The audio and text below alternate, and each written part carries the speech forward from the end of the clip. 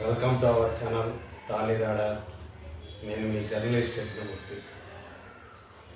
Kubera June 20వ తేదీ థియేటర్లో విడుదలైంది ప్రపంచవ్యాప్తంగా. మొదటి రోజు అంచనాలకు మించినటువంటి కలెక్షన్స్ వచ్చాయి అని చెప్పేసి ఇండస్ట్రీ వర్గాల వాళ్ళు, ట్రేడ్ వర్గాల వాళ్ళు అందరూ కూడా ఎంతో ఆనందాన్ని వ్యక్తం చేశారు. యూనిట్ కూడా చాలా సంతోషపడింది. తెలుగు రాష్ట్రాల్లో వచ్చేటప్పటికి మొదటి రోజు కంటే రెండో రోజు ఎక్కువ షేర్ రావడం అనేది ఈ సినిమా విజయం దిశగా వెళుతుందనడానికి సంకేతంగా భావిస్తున్నారు ట్రేడ్ నిపుణులు. నేను నిన్న మొదటి రోజు కలెక్షన్ చెప్పేటప్పుడు 35% రికవరీ అయిందని చెప్పాను. అది పొరపాటు అని చెప్పేసి తర్వాత గ్రహించాను. ఎందుకంటే నేను షేర్ వాల్యూని కాకుండా గ్రాస్ వాల్యూని లెక్కలో తీసుకొని 35% రికవరీ అయిందని చెప్పాను. సో నిజానికైతే అది 20.5% ఆ రేంజ్లోనే ఆ షేర్ అనేది రికవరీ అయిందని చెప్పేసి తర్వాత నేను గ్రహించినటువంటి విషయం. దీన్ని వ్యూయర్స్ గ్రహించాల్సిందిగా కోరుకుంటున్నాను. సో ఈ రెండో రోజు కలెక్షన్స్ వచ్చేటప్పటికి తెలుగు వర్షన్ మంచిగా ఫలితాన్ని రాబట్టింది అని చెప్పేసి మనకి గణాంకాలు తెలియజేస్తూ ఉన్నాయి. ప్రపంచవ్యాప్తంగా చూసినప్పుడు తెలుగు వర్షన్తో పోలిస్తే తమిళ వర్షన్ కాస్త తక్కువగా పర్ఫామ్ చేసిందని. సో పర్సంటేజ్ విషయానికి వచ్చేటప్పటికి దాదాపు అటు తెలుగు వర్షన్ కానీ వరలవాడిగా చూసుకుంటే అన్ని వర్షన్స్ కలిపి చూసుకుంటే కానీ దగ్గరగానే ఆ రికవరీ అనేది నమోదైందని చెప్పేసి మనకి తెలుస్తూ ఉంది. అక్కినేని నాగార్జున, ధనుష్, రష్మిక మందన్న, అలాగే జిమ్ సరఫ్ ఈ నలుగురు ప్రధాన పాత్రధారులుగా శేఖర్ కమ్ముల రూపొందించినటువంటి ఈ కుబేర సినిమా మరి ఎలా పర్ఫామ్ చేస్తుంది ఏంటి అనేది మన దగ్గర ఉన్నటువంటి ఆ గణాంకాలను బట్టి ఒకసారి అవలోకన చేసుకుందాం. సో ఇప్పుడు నా దగ్గర ట్రేడ్ రిపోర్ట్ ఉంది, 2 రోజులకు సంబంధించినటువంటి ట్రేడ్ రిపోర్ట్. సో దీని ప్రకారం చూసుకుంటే మొత్తంగా 2 తెలుగు రాష్ట్రాల్లో 2 రోజులకు సంబంధించి 24 కోట్ల రూపాయల పైనే గ్రాస్ని కలెక్ట్ చేసింది కుబేర సినిమా. సో ఇది షేర్ వాల్యూకి వచ్చేటప్పటికి ఆల్మోస్ట్ 14 కోట్ల రూపాయలు, ఏదో ఒక 3-4 లక్షలు తక్కువగా ఆల్మోస్ట్ 14 కోట్ల రూపాయల షేర్ని వసూలు చేసింది. మొదటి రోజు ఆల్రెడీ మనం చెప్పుకున్నాం 6,75,00,000 రూపాయల షేర్ మొదటి రోజు వసూలు చేస్తే, ఏది ఆంధ్రప్రదేశ్, తెలంగాణ 2 రాష్ట్రాలు కలిపి నేను చెప్తున్నాను. రెండో రోజు వచ్చేటప్పటికి అది 7,21,00,000 రూపాయలు షేర్ వసూలు చేసిందని చెప్పేసి ట్రేడ్ వర్గాల నుంచి మనకు అందుతున్నటువంటి సమాచారం. సో ఎంత శాతం రికవరీ అయిందంటే 42.3% రికవరీ అయిందని చెప్పేసి చెప్తూ ఉన్నారు.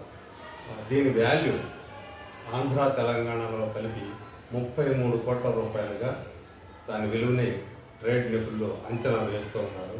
సో ఇది ఒక్కసారి మనం గ్రాస్లోకి వెళితే, అంటే మొత్తం ప్రపంచవ్యాప్తంగా చూసుకున్నప్పుడు ఒక గ్రాస్ని మనం కౌంట్ చేసుకుంటాం. తెలుగు రాష్ట్రాల్లో మనం ఆల్రెడీ చెప్పిన 24 కోట్ల రూపాయలు పైగానే ఇది గ్రాస్ వసూలు చేస్తే, తమిళనాడులో 2 రోజులకు సంబంధించి 9,10,00,000 రూపాయల గ్రాస్ వచ్చిందని చెప్పేసి ట్రేడ్ వర్గాలు చెప్తున్నటువంటి మాట.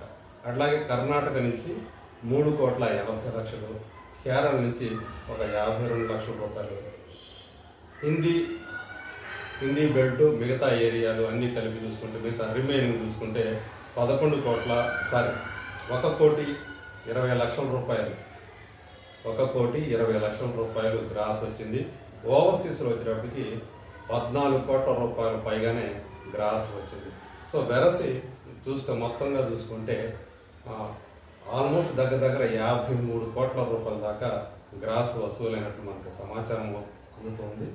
షేర్కి కన్వర్ట్ చేస్తే ఇది 26,80,00,000 రూపాయలు షేర్ వచ్చినట్టుగా ట్రేడ్ నిపుణులు చెప్తూ ఉన్నారు. సో పర్సంటేజ్ ప్రకారం చూస్తే 41% పైగా రికవరీ అయిందని చెప్పేసి చెప్తూ ఉన్నారు. అంటే మొత్తం వరల్డ్ వైడ్గా కుబేర బిజినెస్ వాల్యూని 65 కోట్ల రూపాయలుగా ట్రేడ్ వర్గాలు చెబుతూ ఉన్నాయి.